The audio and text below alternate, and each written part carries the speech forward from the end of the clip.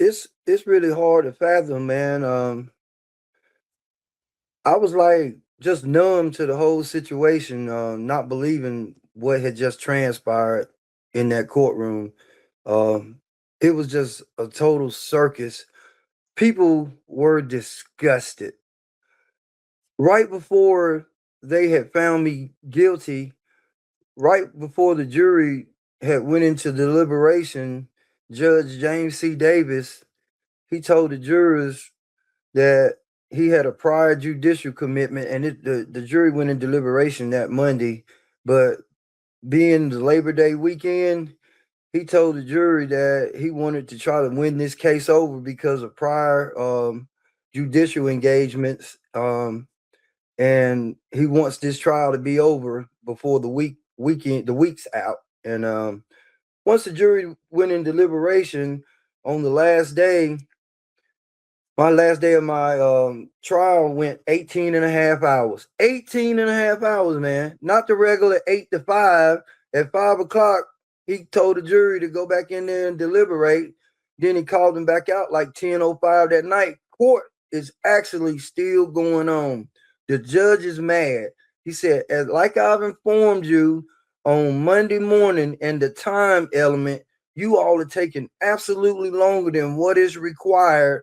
Y'all need to go back in there and make a decision.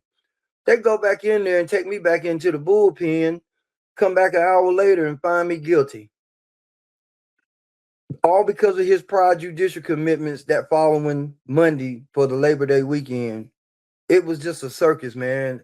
Couldn't nobody believe what actually went on.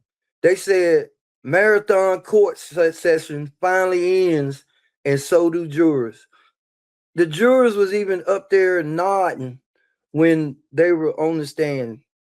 Mine was the first time in North Carolina history that went 18 and a half hours the last day. It was a big write-up in the newspaper, and everybody was furious about what was going on in that courtroom.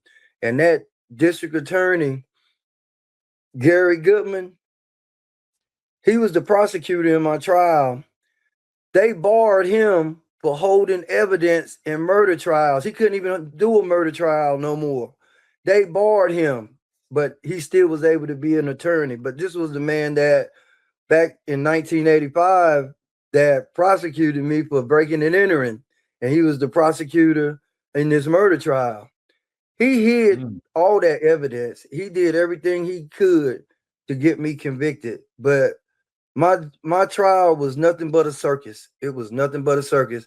And when I got found guilty and I was back there in the bullpen, my attorney, David Dansby and Ramalis Murphy, they wouldn't even let both of them represent me at the same time in the courtroom. When you're facing murder, the charges that I had, you're required to have two attorneys represent you, but they only let one attorney represent me, and the other one had to sit there and be quiet.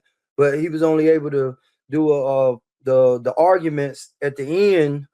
But when I was back there in that bullpen, both of them came back there and they was like, man, we cannot believe this. They did not have nothing on you.